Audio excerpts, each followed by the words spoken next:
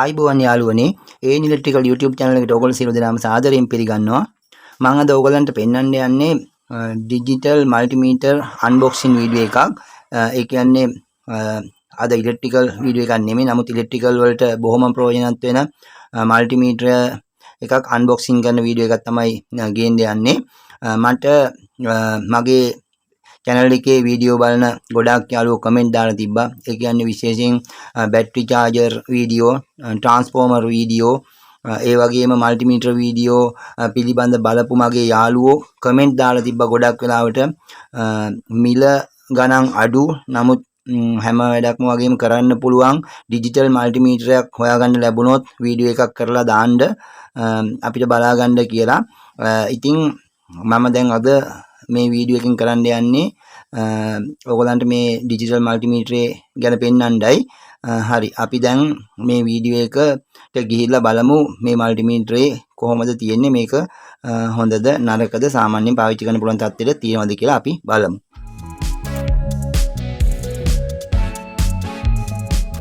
මේ මල්ටිමීටරේ මම මිලදී ගත්තේ ඔයගොල්ලන්ට පේනවා ඇති මේ විදිහට තමයි මේක මේ බොක්ස් එකක් පිටින් තියෙනකොට තියෙන්නේ. මේක රුපියල් ලොකු මුදලක් වුණා 2300ක් වගේ මුදලකට තමයි මම සල්ලි දීලා අරගත්තේ. මේවා ඉලෙක්ට්‍රිකල් ෂොප් වල ගන්න දින හැබැයි හැමතැනම හොයාගන්න. හැබැයි මේකම ඔයගලන්ට ගන්න පුළුවන් දරාස් එකේ තියෙනවා 2575ක් විතර වෙනවා ට්‍රාන්ස්පෝර්ට් චාර්ජස් උත් එක්ක. අලි එක්ස්ප්‍රස් එකේ තියෙනවා 2750ක් විතර වෙනවා. Amazon එකෙත් ඇති. Amazon එකේ නම් ටිකක් බඩු ගණන් හින්දා මේකම උනත් වැඩි ප්‍රයිස් එකක් වෙන්නේ. ඉතින් ඔයගොල්ලෝ දන්නවා දැන් වෙළඳ පොලේ ඩිජිටල් මල්ටිමීටර් ඒ කියන්නේ සන්වා වගේ හොඳ බ්‍රෑන්ඩඩ් මල්ටිමීටර් රුපියල් 45000 50000 විතර වෙනවා.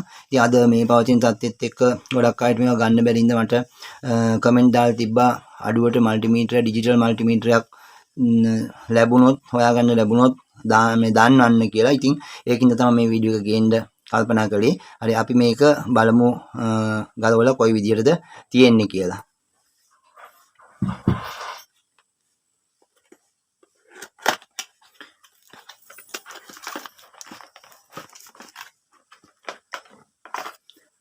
මේ විදිහට තමයි ඔයගලන්ට මේ පැකින් පිටම ඩිස්ප්ලේ වෙන්නේ.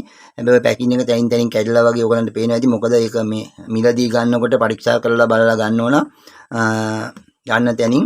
ඒතකොට ඒක නිසා ඒ අවස්ථාවේදී ඒක ඕපන් කරලා ඔක්කොම බැටරි දාලා බලලා තමයි ගත්තේ. ඉතින් මේ ප්‍රොප් දෙක හම්බ වෙනවා.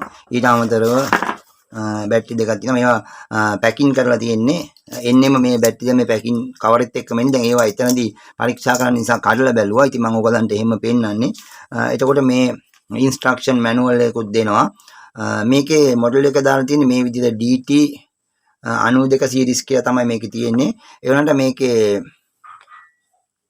ඔයාලට පේනද මේකේ මොඩල් නම්බර් එක විදිහට දාලා තියෙන්නේ මේ නම DT 92.5 කියන එක තමයි මේ මල්ටිමීටරේ දාලා තියෙන්නේ. හරි දැන් අපි මල්ටිමීටරේට ගිහිලා බැටරි දාලා බලමු මේක මොන වගේ තත්ත්වෙද තියෙන්නේ කියලා. ඊට කලින් මම ඔයගලන්ට මේ ඉන්ස්ට්‍රක්ෂන් මැනුවල් එක පොඩ්ඩක් පෙන්නන්නම්. මේක ඇතුලේ ඔක්කොම විස්තර තියෙනවා. මම කෙටියෙන් පෙන්නන්න මේවා වැඩි. ඔයගොල්ලෝ ගත්තොත් ඔයගලන්ට මේ ප්‍රොබ්ලම් මේකේ ඒ දාලා තියෙන හැම විස්තරයක් පිළිබඳවම සටහන් කරලා තියෙනවා. මේකේ ගොඩක් දේවල් දාලා තියෙනවා. මයික්‍රෝ ෆැරඩ් ඉඳන් චෙක් කරන්න පුළුවන්. ඕම්ස් ඒ වගේම වෝල්ටේජ් ඇම්පියර් උනත් 10ක් විතර චෙක් කරන්න පුළුවන් කියලා මේකේ සඳහන් වෙනවා. ඉතින් අපි ගිහින් බලමු මේක මොන තත්ත්වයකටද ඒවා කරන්න පුළුවන් කියලා. මේක ඉටිකොලේ මේ විදියට කඩලා නිකන් පරීක්ෂා කළේ. ඉතින් දැන් මේ අපි මේ ඉටිකොලේ අයින් කරලා දාමු. මේ ඉටිකොල වලින් වැඩක් නැහැ. මම ඔයගලන්ට අර වීඩියෝ එකට පෙන්නන්න ඉඳලා ඒක එහෙම ඉතුරු කළා.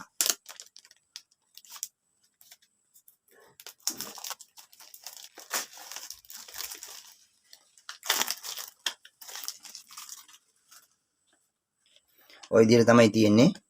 මේක මේ පිටිපස්සේ මෙහෙම රඳවන්න මේකකුත් තියෙනවා. ඔන්නෝම තියන්නත් පුළුවන්. ඔයාලට පේන ඇති මේ විදිහට. ඔය විදිහට වහන්න පුළුවන්. මෙතන බැටරි දාන මේ කවරේ මේ විදිහට තියෙනවා.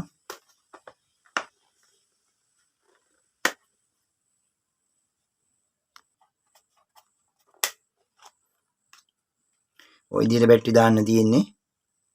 ඒකේ ඇතුලේ ධන ඍණ සටහන් කරලා තියෙනවා. ඕගොල්ලෝ සාමාන්‍යයෙන් මෙතන ඕගොල්ලෝ දන්නවා මෙතන ගහලා තියෙන ධන ඍණ කියලාත් ඒ වුණාට සාමාන්‍යයෙන් අපේ ඉලෙක්ට්‍රිකල් යාළුවෝ දන්නවා මේ ස්ක්‍රීන් එක තියෙන්නේ ඍණ පැත්තේ කියලා. දන්නේ නැත්නම් දැනගන්න මේ ස්ක්‍රීන් එක එන්නේ මේ බැටරි දාන ඒවට ස්ක්‍රීන් එක එන්නේ ඍණ පැත්තට. අනිත් පැත්ත නිකන් ධන පැත්තේ නිකන් මෙතන පොයින්ට් එකක් විතරයි තියෙන්නේ. මේ විදිහට ස්ක්‍රීන් එක එන්නේ ඍණ පැත්තට. ඔයගලන්ට පේන ඇති.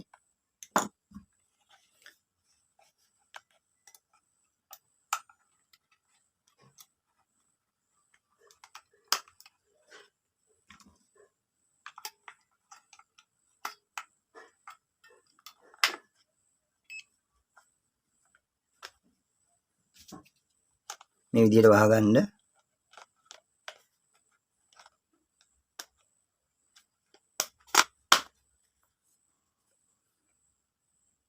ඔයාලට පේනද මෙතන on off button එක තියෙනවා.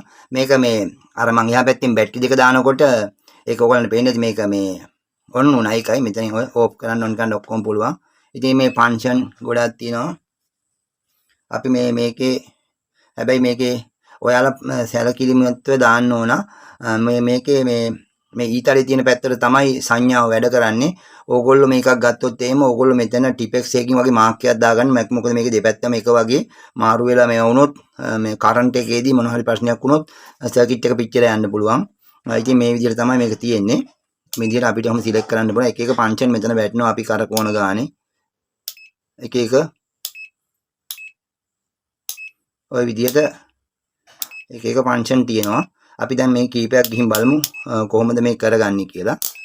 ওই විදිහට වටේටම වැඩ කරනවා. හැබැයි මේ ඊතලයේ තියෙන පැත්ත තමයි ඒක වැඩ කරන්නේ. දැන් මං හිතන් ඉන්නේ මේකට ටිපෙක්ස් වලින් මාක් එකක් දාන්න නැත්නම් මටත් හොයාගන්න බැරුව වෙයි. දෙපැත්තම එක වගේ හින්දා අපි දැන් මේ ප්‍රොප් දෙක අමුල්ලා බලමු. මේ ප්‍රොප් දෙකේ ධන ප්‍රොප් දෙක ඉන්නේ මෙතෙන්ට. මේ ගහලා තියෙන්නේ වෝල්ට් ඕම්ස් එම ලාංඡන ටික. දකුණු පැත්තේ එතන ධන කළු පාට එක මේ කොමන් කියන එකට ගහන්න ඕන. මෙතන මේ ඇම්පියර් මිලි ඇම්පියර් වගේ පරීක්ෂා කරන වෙලාවට තමයි මේක ගන්නේ. මේ හරි. අපි දැන් ඉස්සෙල්ලාම දැන් මේ ඊතලේ තියෙන මෙතන ඔයගලන්ට පේන ඇති. අපි ඉස්සෙල්ලාම වෝල්ටේජ් චෙක් කරමු. දැන් අපේ ගෙදරක නිවසේ AC විදුලිය චෙක් කරන්න යන්නේ ප්‍රත්‍යාවර්ත ධාරාවක්. ඔයගලන්ට පේනවා ඇති මෙතන ඇඳලා තියෙනවා වෝල්ට් ඍණ ලාංඡනයේ තියෙනවා. මෙතන වෝල්ට් ධන මේ වෝල්ට් ප්‍රත්‍යාවර්ත ලාංඡනයේ තියෙනවා. ඉතින් අපි නිවසක විදුලිය වෝල්ට් 230ක් ආසන්න වශයෙන් තියෙන නිසා 200ට දාලා බලන්න බෑ. මාගේ මල්ටිමීටර් වීඩියෝ එකේදී මම ඒවා කියලා දීලා තියෙනවා. ඔයගොල්ලෝ බැලුවේ නැත්නම් ඒකට ගිහලා බලන්න. ඉතින් අපි වෝල්ට් 750ට දාලා තමයි චෙක් කරන්න ඕන. හරි. අපි දැන් මේ පිටිපස්සේ තියෙන ගාඩ් එකකිනුත් ප්‍රයෝජනයක් ගමු. කැමරාවට පේනවා මදි වගේ නේද? හරි. ඔහොම දාමු. දැන් මම වෝල්ට් 750ට තමයි දාලා තියෙන්නේ. දැන් මම මේ ගෙදර පවර් සොකට් එකක් අරගත්තා.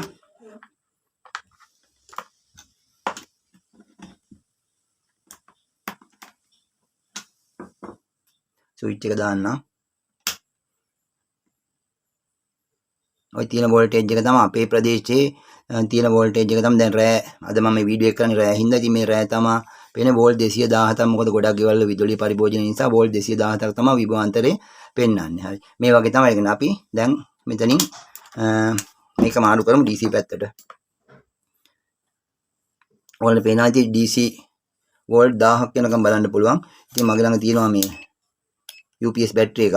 ඒක වෝල්ට් 12 ඉඳන් මම 20ට දැම්මා. ඔයාලට පේනවා ඉතින් මෙතන ඊතලෙ 20ට දැම්මා.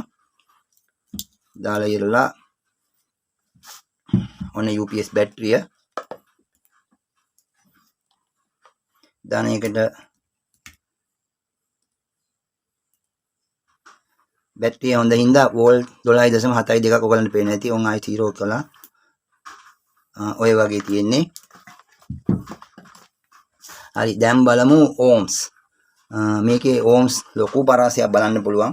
ඇත්තටම පරිස්සමට පාවිච්චි කරන ටිකක් බර නම් අඩුයි. ඒනට පරිස්සමට පාවිච්චි කළොත් ඕගොල්ලන්ට මේක සාමාන්‍යයෙන් මිලට සාපේක්ෂව ගොඩක් වැඩ කරනවා. ඕගොල්ලන්ට පේනදී ඕම්ස් රේන්ජ් එක කොච්චර ලොකද තියෙනවද? 2200 m වෙනකම්ම තියෙනවා. ඉතින් මේ මම දැන් මේකෙන් ඕගොල්ලන්ට මෙතෙන්ට දාලා පෙන්නන්නම් රෙසිස්ටර්ස් එකක් පෙන්නන්නම්. මේක 10k රෙසිස්ටර් එකක්. අපි බලමු දැන් මේකේ තත්ත්වය මොකද කියලා. 10k තමයි මේක තියෙන 10k. දැන් මම 20k වලට තමයි දාලා තියෙන්නේ. ඕන් ඇල්ලුවා. ඔය 9.84යි. සාමාන්‍යයෙන් ඩිජිටල් මල්ටිමීටර ඔය වගේ චුට්ටක් දශමයකට අඩුවෙන් තමයි පෙන්වන්නේ. ඉතින් මේක රෙසිස්ටර් එකක් නිසා කොයි පැත්තට බැලුවත් ඒ ගානම එනවා. 9.8යි පයි. කියන්නේ මේක 10k එකක්. එතකොට ඊළඟට පෙන්වන්න මේ මගේ ළඟ අලුත් එකක් නෑ මේ ඩයෝඩ් චෙක් කරන්නත් පුළුවන් කියලා මේක ගහලා තිනවා. ඒකත් බලමු. ඔයගොල්ලන්ට පේනවද දන්නේ නැහැ. මේ තියෙන ලාංඡනේ ඩයෝඩ් චෙක් කරන්න පුළුවන් කියලා ගහලා තියෙන්නේ මේ. ඒ එක්ක මෙතන උඩ මාක් කරලා තියෙනවා බසර් එකක්. ඒ කියන්නේ කන්ටිනියුටි එක මේ බලන්නත් පුළුවන් ඇති එකකින්. මම දැන් ඉතින්ට දැම්මා. හරි අපි බලමු.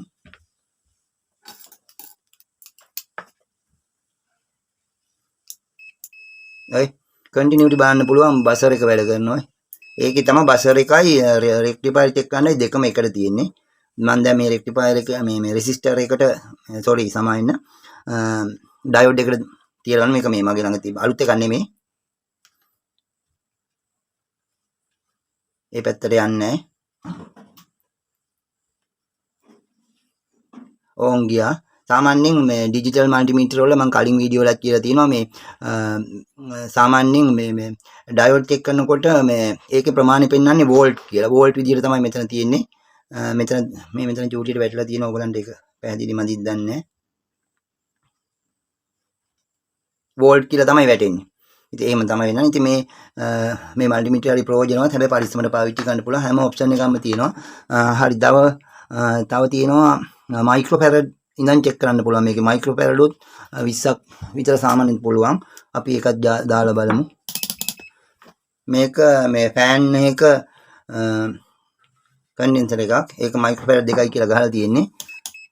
අපි දාමු 20ට. මොකද අඩුම දෙක තියෙන ඊළඟට 20 තියෙන්නේ. මේකට දාලා බලමු මොකක්ද ඇත්තේ කියලා. මේක මේ ඉලෙක්ට්‍රෝලයිටික් එකක් නෙමෙයි හින්දා ධන ඍණ ભેදයක් නැහැ.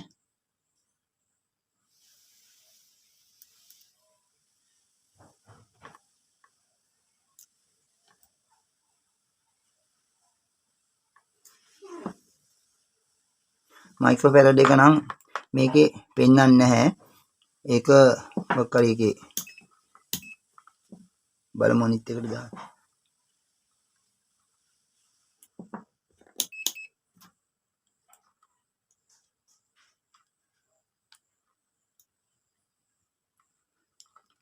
මේ කන්ඩෙන්සර් එකේ වැලු එක මේ බැහැලා ගින් වගේ කියන්නේ ඒක මේ සවුත් වෙලාදී මොනවා හේතුවක් හින්දා පෙන්වන්නේ නැහැ.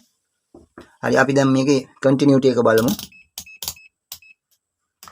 මේ විදිහට දැන් මේ බල්බ් එකක් තියෙන්නේ. බල්බ් එක හොඳ නරක අපිට මේන් බලා ගන්න පුළුවන්. ඔය පොඩි එකේ ඕම්ස් එකකුත් පෙන්වනවා මේ ෆිලමන්ට් එකේ තියෙන ප්‍රතිරෝධයක් විදිහට. ওই විදිහට. හරි යාළුවනේ. ඉතින් මේ විදිහට තමයි මේ මල්ටිමීටරේ මේක ඔයගොල්ලන් මිලටි ගන්න පුළුවන්. මේක මේ විදිහට තමයි නම වශයෙන් තියෙන්නේ DT 92.5A කියලා. ඔයගොල්ලන් මිලදී ගන්නවා නම් මේ විදිහට තමයි මේක ඩිස්ප්ලේ වෙන්නේ. ගන්න තියෙන්නේ ওই විදිහට තමයි. ඕගොල්ලන්ට මේක මම කලින් කිව්වා වගේ දරාස් එකෙන් AliExpress ඒවෙන් ගන්න පුළුවන්. ඉතින් කැමති අයට මේක බලලා ගන්න කියලා කියනවා. ඉතින් ඕගොල්ලෝ ගොඩක් අය කමෙන්ට් දාලා තිබින්න මම මේ වීඩියෝ එක ගෙනාවේ. මේකේ ගොඩක් ෆන්ක්ෂන් තියෙනවා. ඕගොල්ලෝ කැමති විදිහක් බලලා පාවිච්චි කරන්න පුළුවන්. හැබැයි මේක පරිස්සමෙන් පාවිච්චි කරන්න පුළුවන්. තව මේකේ ට්‍රාන්සිස්ටර් චෙක් කරන්නත් පුළුවන් කියලා ඇඳලා තියෙනවා. ඒක නිකන් ලස්සනට දන්නේ ගහලා තියෙන්නේ. ඒක ඉතින් පස්සේ මීට බලනවා වීඩියෝ එක දිග වැඩි වෙනවා. හොඳයි යාළුවනේ. එහෙනම් මගේ වීඩියෝ එක බැලුවට බොහොම ස්තුතියි. මේක බලලා අවශ්‍ය අය මිලදී ගන්න. කැමති විදිහට ගන්න පුළුවන්. ඉලෙක්ට්‍රිකල් ෂොප් වලක් තියෙනවා. නැත්නම් මං කිව්ව විදිහට මේ ඕඩර් කරලා ගෙන්නන්න පුළුවන්. ඒ විදිහට තියෙනවා. ඉතින් අද කාලේ පවතින මිල ගණන් එක බලපුවම ඕගොල්ලන්ට මේ ගන්න ගන්න එක වාසි කියලා මං හිතනවා. ඉතින් කැමති අය ගිහිල්ලා ගන්න. එහෙනම් වීඩියෝ එක නරඹුවට බොහොම ස්තුතියි. මම අමල් සේනාරත්න. ඊළඟ වීඩියෝදී නැවතත් හමු වෙමු. ඕගොල්ලෝ සියලු දෙනාටම සුබ දවසක්.